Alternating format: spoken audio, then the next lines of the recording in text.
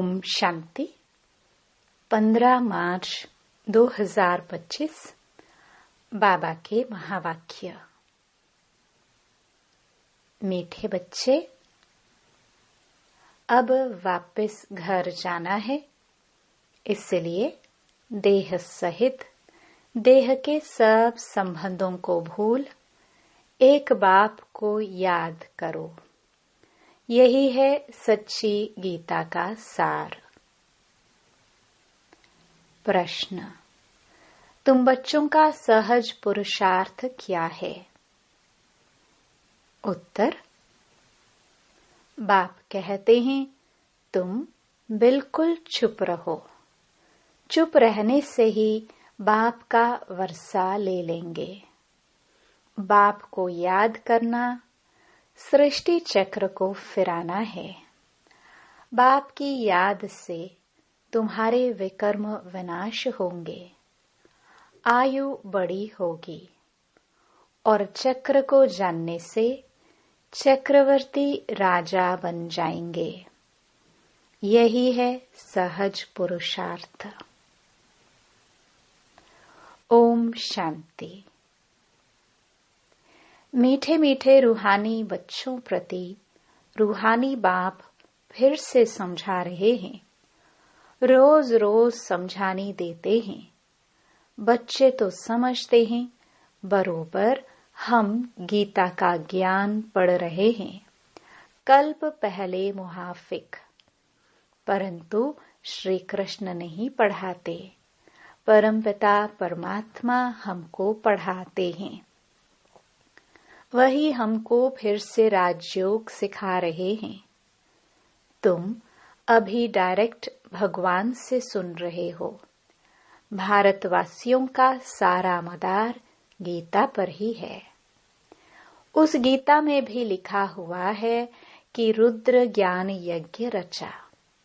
यह यज्ञ भी है तो पाठशाला भी है। बाप जब सच्ची गीता कर सुनाते हैं तो हम सद्गति को पाते हैं। मनुष्य यह नहीं समझते। बाप जो सर्व का सद्गति दाता है, उनको ही याद करना है। गीता भल पढ़ते आए हैं, परंतु रचयिता और रचना को न जानने कारण नेति नेति करते आए हैं। सच्ची गीता तो सच्चा बाप ही आकर सुनाते हैं। यह है विचार सागर मंथन करने की बातें। जो सर्विस पर होंगे उनका अच्छी रीति ध्यान जाएगा। बाबा ने कहा है, हर चित्र में जरूर लिखा हुआ हो, ज्ञान सागर पतित पावन। गीता ज्ञानदाता, परम प्रिय परम पिता, परम शिक्षक, परम सतगुरु शिव भगवान वाच्य। यह अक्षर तो जरूर लिखो जो मनुष्य समझ जाए। त्रिमूर्ति शिव परमात्मा ही गीता का भगवान है, न कि श्री कृष्ण। ओपिनियन भी इस पर लिखाते हैं। हमारी मुख्य है गीता। बाप दिन प्रतिदिन नई नई पॉइंट्स भी देते रहते हैं। ऐसे नहीं आना चाहिए कि आगे क्यों नहीं बाबा ने कहा। ड्रामा में नहीं था। बाबा की मुरली से नई नई पॉइंट्स निकालनी चाहिए। लिखते भी हैं राइज और फॉल। हिंदी में कहते हैं भारत का उत्थान और पतन। राइज अर्थात construction of deity dynasty.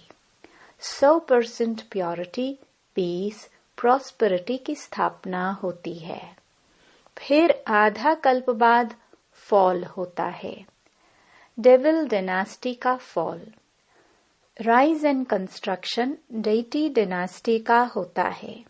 Fall के साथ डिस्ट्रक्शन लिखना है। तुम्हारा सारा मदार गीता पर है। बाप ही आकर सच्ची गीता सुनाते हैं। बाबा रोज इस पर ही समझाते हैं। बच्चे तो आत्मा ही हैं। बाप कहते हैं, इन देह के सारे पसारे विस्तार को भूल अपने को आत्मा समझो। आत्मा शरीर से अलग हो जाती है तो सब संबंध भूल जाती है। तो बाप भी कहते हैं, देह के सब संबंध छोड़ अपने को आत्मा समझ मुझ बाप को याद करो। अभी घर जाना है ना। आधा कल्प वापस जाने के लिए ही इतनी भक्ति आदि की है। सतयुग में तो कोई वापस जाने का पुरुषार्थ नहीं करते हैं। वहां तो सुख ही सुख है। गाते भी हैं, दुख में सिमरन सब करे, सुख में करे न कोई। परंतु सुख कब है, दुख कब है, यह नहीं समझते हैं। हमारी सब बातें हैं गुप्त। हम भी रूहानी मिलिट्री है ना। शिव बाबा की शक्ति सेना है। इनका अर्थ भी कोई समझ ना सके। देवियों आदि की इतनी पूजा होती है, परंतु कोई की भी बायोग्राफी को नहीं जानते हैं।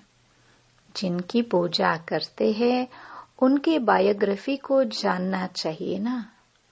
ऊंच ते ऊंच शिव की पूजा है, फिर ब्रह्मा विष्णु शंकर की, फिर लक्ष्मी नारायण राधे कृष्ण के मंदिर हैं।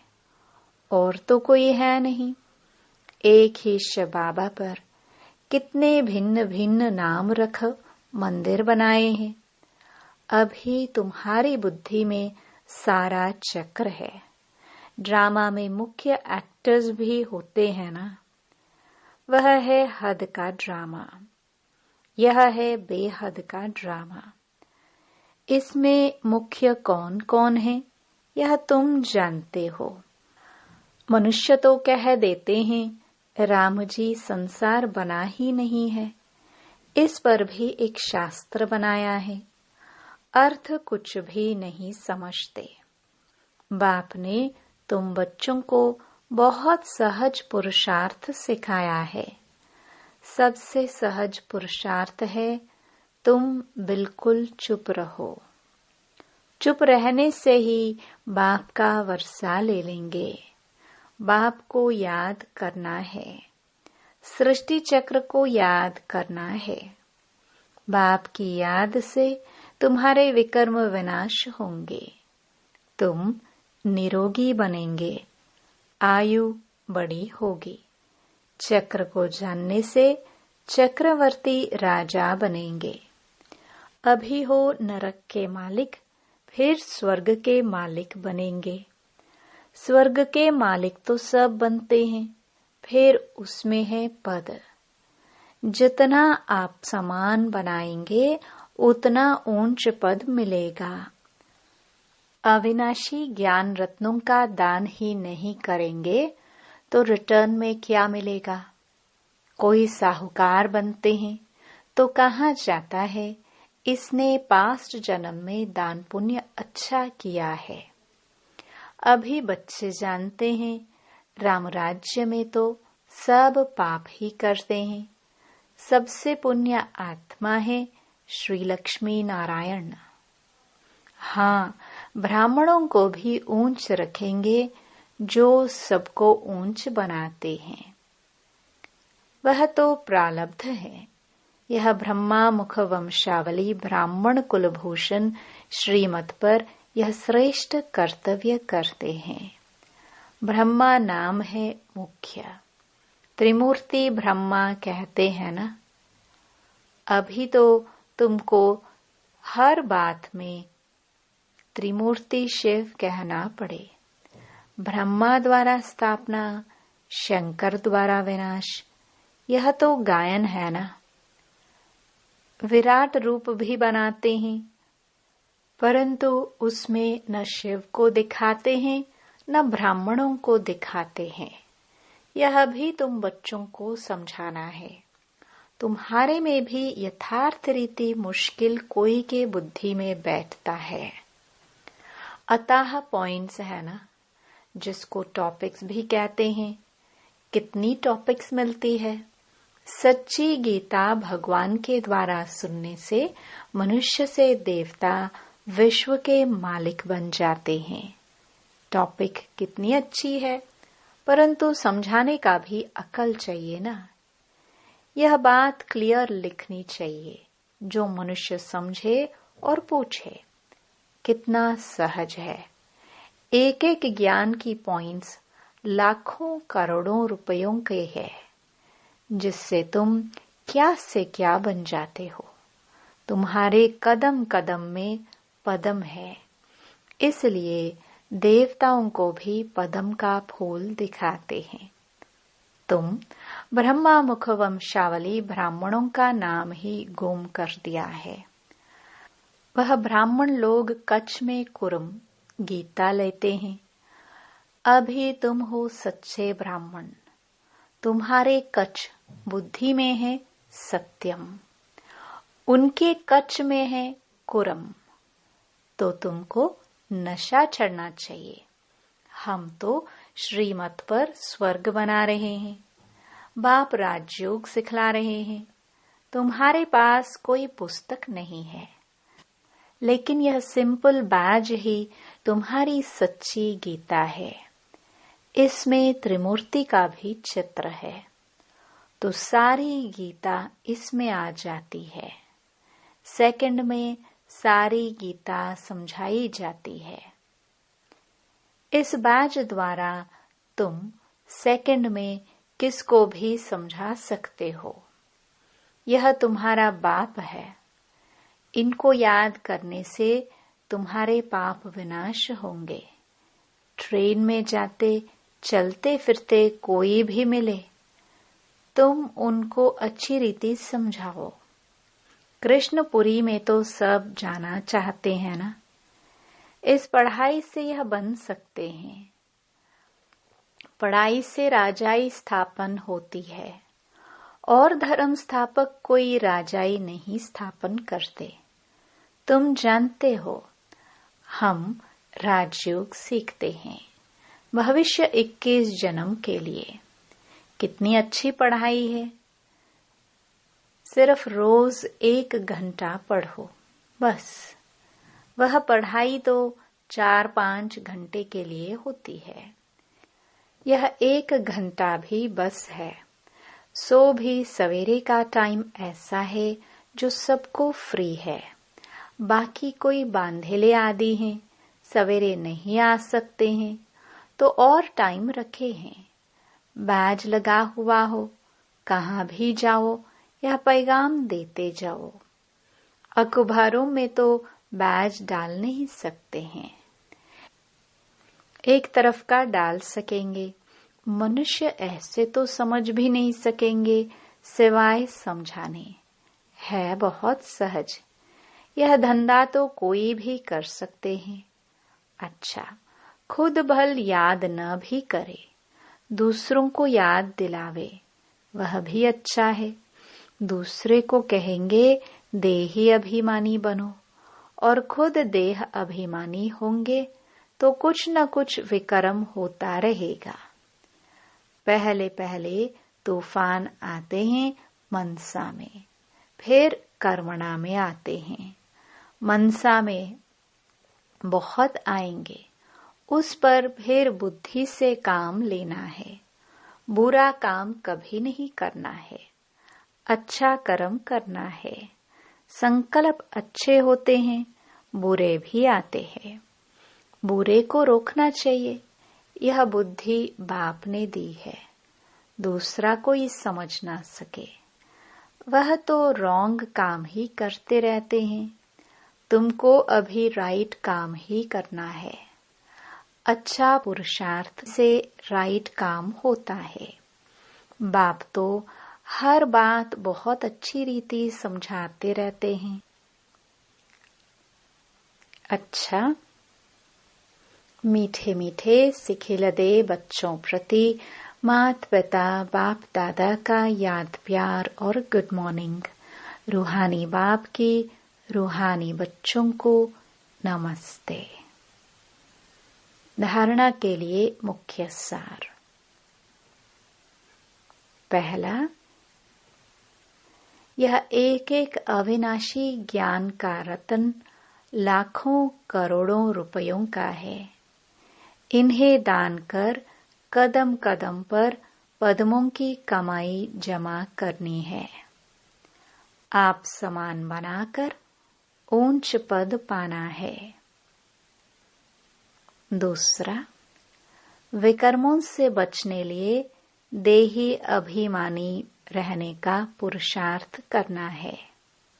मनसा में कभी बुरे संकल्प आए तो उन्हें रोकना है। अच्छे संकल्प चलाने हैं। कर्मेंद्रियों से कभी कोई उल्टा कर्म नहीं करना है। वरदान। रूहानियत के प्रभाव द्वारा फरिश्तेपन का मेकअप करने वाले सर्व के स्नेही भव। जो बच्चे सदा बाप दादा के रंग में रहते हैं, उन्हें संग का रंग ऐसा लगता है जो हर एक के चेहरे पर रूहानियत का प्रभाव दिखाई देता है। जिस रूहानियत में रहने से फरिश्तेपन का मेकअप स्वतः हो जाता है।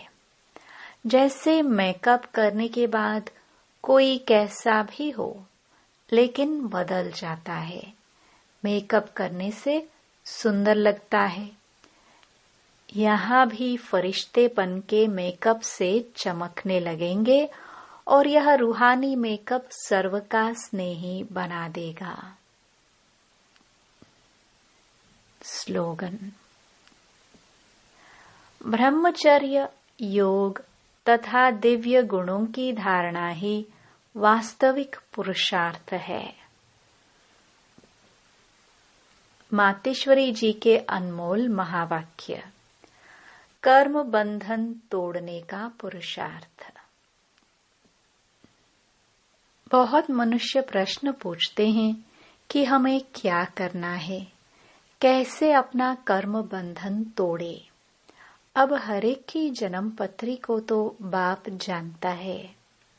बच्चे का काम है एक बार अपनी दिल से बाप को समर्पित हो जाए, अपनी जवाबदारी उनके हाथ में दे देवे।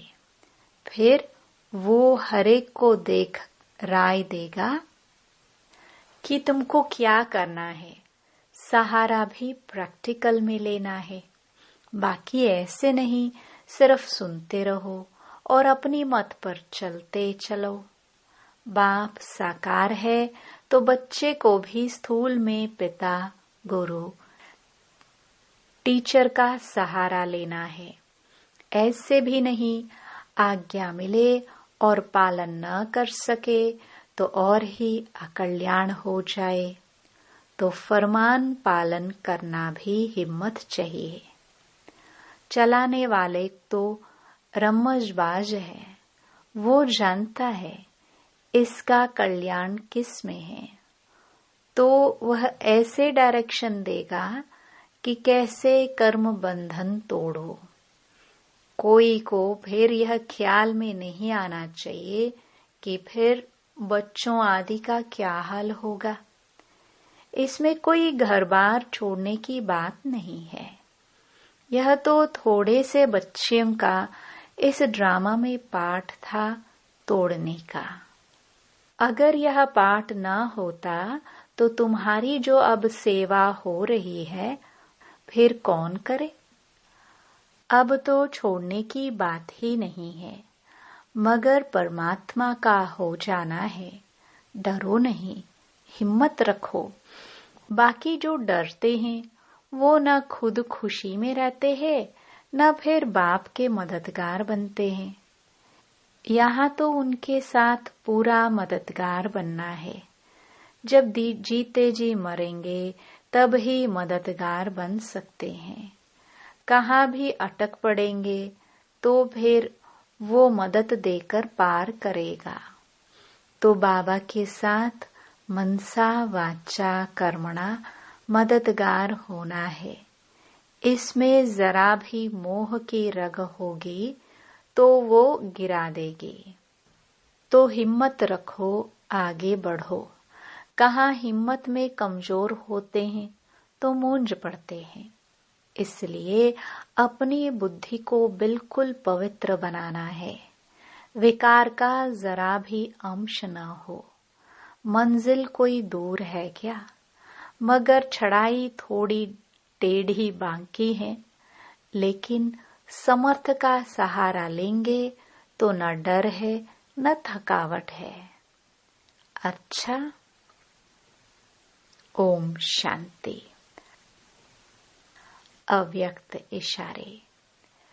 सत्यता और सभ्यता रूपी कल्चर को अपनाओ। आपका बोल और स्वरूप दोनों साथ साथ हो। बोल स्पष्ट भी हो, उसमें स्नेह भी हो, नम्रता, मधुरता और सत्यता भी हो। लेकिन स्वरूप की नम्रता भी हो। इसी रूप से बाप को प्रत्यक्ष कर सकेंगे। निर्भय हो, लेकिन बोल मर्यादा के अंदर हो। फिर आपके शब्द कड़े नहीं, मीठे लगेंगे। ओम शांति।